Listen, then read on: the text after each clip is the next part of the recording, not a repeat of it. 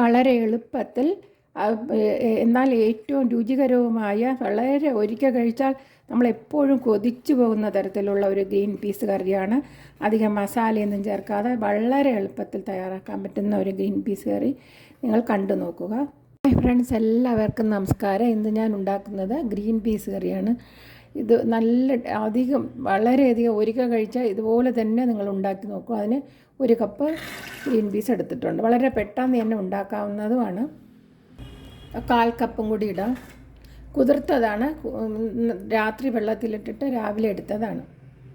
ഇതിൽ 1 കപ്പ് വെള്ളം ഒഴിക്കാം. 1/2 കപ്പും കുറച്ചും കൂടി ഉണ്ട് വെള്ളം ഒഴിച്ചു കൊടുക്കാവുന്നതാണ്. 1/4 കപ്പ് ഗ്രീൻ പീസിന് നല്ല വെള്ളം വേഗത്തുള്ളൂ. ഇനി ഇതിൽ 1 സ്പൂണ് ഉപ്പിടാം. 3/4 ടീസ്പൂൺ മഞ്ഞൾപ്പൊടി ഇടാം. ഇതൊന്ന് കലക്കിയിട്ട് ഹൈ ഫ്ലെയിമിൽ 1 വിസിലും മീഡിയം ഫ്ലെയിമിൽ ഒരു 4 വിസിലും കേട്ടാലേ ഗ്രീൻ പീസ് നല്ലവണ്ണം വേകേണ്ടതായിട്ടുണ്ട്.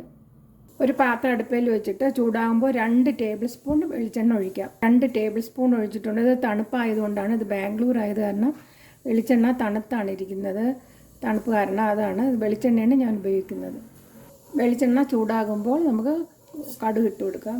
പെട്ടെന്ന് തന്നെ ഇതുണ്ടാക്കാം. ഒരിക്കൽ കഴിച്ചാൽ നേരത്തെ പറഞ്ഞ മാതിരി നമുക്ക് ഇത് തന്നെ എളുപ്പത്തിൽ ഉണ്ടാക്കി രുചിയോടെ കഴിക്കാവുന്നതാണിത്. ഇനി 2 വറ്റൽ മുളക് ഇട്ട് കൊടുക്കാം.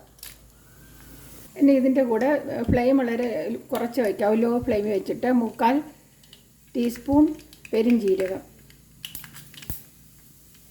വെളുത്തുള്ളി ഇഞ്ചി പേസ്റ്റാണ് ഇത് അരച്ച് വെച്ചിരുന്നത്. വെളുത്തുള്ളി ഇഞ്ചി അരച്ച പേസ്റ്റാണ് കൊടുക്കുക. അതിനോടൊപ്പം പച്ചമുളക്, ഇത്രയും പച്ചമുളക് ഇടണം. ചെറിയ പച്ചമുളക് ആയത് കാരണം ഒരു 5 പച്ചമുളക് ഇട്ടിട്ടുണ്ട്. വലിയ പച്ചമുളകാണെങ്കിൽ ഒരു 3 എണ്ണം ഇട്ടാൽ മതിയാകും.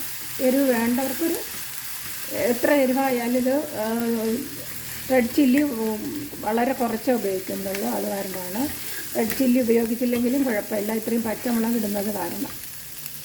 ഇനി ഒരു 3/4 ടേബിൾ സ്പൂൺ മല്ലിപ്പൊടി ഇടാം. മല്ലിപ്പൊടിയും കൂടെ വന്നിട്ട് ഒന്ന് ലോ ഫ്ലെയിമിൽ വെച്ചൊന്ന് മൂപ്പിച്ചെടുക്കാം. ഇനി പെപ്പർ പൗഡർ ഒരു 1/4 ടീസ്പൂൺ ഇടാം. ഈ അരപ്പൊക്കെ നല്ലവണ്ണം ഒന്ന് മൂപ്പിക്കാനായിട്ടുണ്ട്. ലോ ഫ്ലെയിമിൽ വെച്ച് തന്നെ മല്ലി നല്ലവണ്ണം ഒന്ന് മൂപ്പിച്ച് കിട്ടിയിട്ടുണ്ട്. അപ്പോൾ നമ്മുടെ ഈ 2 സവാള ഒന്ന് തട്ടി കൊടുക്കുക. 2 സവാള ചോപ്പറിൽ വെച്ച് ചോപ്പ് ചെയ്തതാണ്. ഒന്ന് തട്ടി കൊടുക്കുക.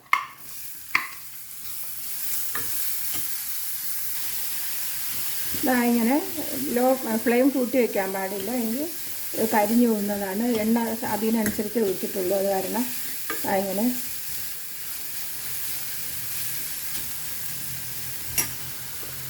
ഉള്ളിയാണെങ്കിൽ അധികം മൂപ്പിക്കേണ്ട ആവശ്യമില്ല. ഇത് ഒരു 4 മിനിറ്റ് ലോ ഫ്ലെയിമിൽ വെച്ച് മൂപ്പിച്ചെടുത്തിട്ടുണ്ട്. അപ്പോൾ നമുക്കത് മാറ്റാം.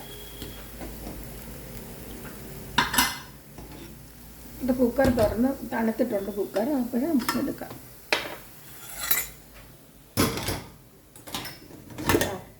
വെത്തിട്ടുണ്ട്. ഫ്ലെയിം ഓഫ് ചെയ്യാത്തതുകൊണ്ടാണ്. കണ്ടോ, നല്ലോണം അത് വെന്തു. പിന്നെ തട്ടിക്കൊടുക്കാം.